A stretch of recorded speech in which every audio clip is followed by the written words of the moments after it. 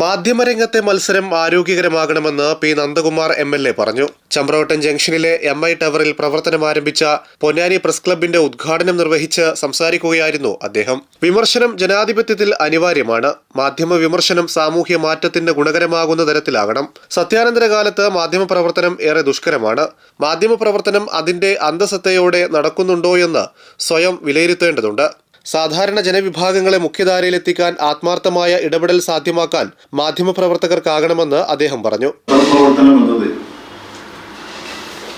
നമ്മുടെ സമൂഹത്തിൽ അനിവാര്യമായിട്ടുള്ള കാര്യമാണ്. ഭരണഘടനയുടെ തന്നെ പറയുന്ന 4-ാം തൂണാണ് പത്രപ്രവർത്തനം. പത്രങ്ങൾ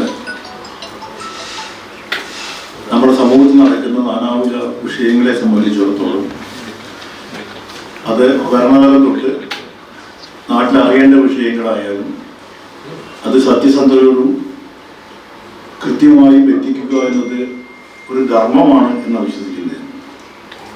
ഞാൻ വിമർശനത്തെ എപ്പോഴും സ്വാഗതം ചെയ്യുന്ന ആളാണ്. വിമർശനം എന്നത് ഒരു ജനാധിപത്യ സംവിധാനത്തിൽ അനിവാര്യമായ കാര്യമാണ്. തെറ്റ് ചെയ്യുമ്പോൾ ചൂണ്ടിക്കാണിക്കാനും അരുത് എന്ന് പറയാനും നമ്മുടെ സമൂഹത്തിലെ ഏറ്റവും പ്രധാനപ്പെട്ട ഉപകരണം മാധ്യമമാണ്. ആ മാധ്യമങ്ങൾ ആ ധർമ്മം നിർവഹിക്കുന്നുണ്ടോ, എത്രത്തോളം അത് ചെയ്യുന്നു എന്നത് പുതിയ കാലഘട്ടത്തിൽ, സത്യാനന്തര കാലഘട്ടത്തിൽ അത് പരിശോധിക്കപ്പെടേണ്ടതാണ്. പക്ഷേ ആ ധർമ്മമാണ് നിർവഹിക്കേണ്ടത്. Akbar group chairman doctor K V Abdul Nasser ചടങ്ങിൽ മുഖ്യാതിഥിയായിരുന്നു. ജനാധിപത്യ ചർച്ചകൾക്കുള്ള വേദിയായി പ്രസ് ക്ലബ്ബുകൾ മാറണമെന്ന് അദ്ദേഹം പറഞ്ഞു. പത്രപ്രവർത്തനത്തിൽ താല്പര്യമുള്ള നാളെയുടെ തലമുറയെ പ്രോത്സാഹിപ്പിക്കാനും നാട്ടിൻ്റെ നന്മയ്ക്ക് വേണ്ടിയുള്ള ജനാധിപത്യ ചർച്ചകൾക്ക് വേദിയൊരുക്കാനും പൊന്നാനി പ്രസ് ക്ലബിന് ചരിത്രത്തിലെ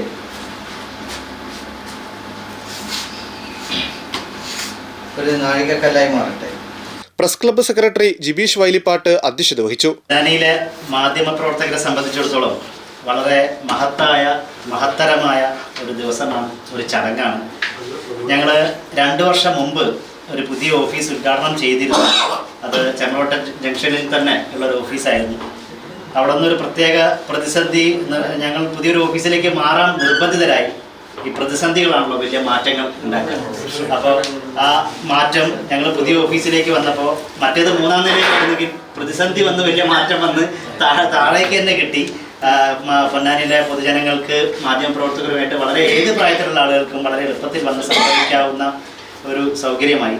ഇപ്പോൾ 2 വർഷം മുമ്പ് ഞങ്ങൾ പുതിയൊരു ഓഫീസ് സജ്ജമാക്കുമ്പോൾ ആരെ സമീപിക്കണം, കുറേ ഇൻറ്റീരിയർ വർക്കും മറ്റു കാര്യങ്ങളൊക്കെ ഉണ്ട്, ആരെ സമീപിക്കണം എന്ന് ആലോചിച്ചപ്പോൾ ഞങ്ങൾക്ക് ഒറ്റ പേരെ ഞങ്ങളുടെ മുമ്പിൽ ഉണ്ടായിരുന്നുള്ളൂ. അത് ബോസിൻ്റെ പേരാണ്.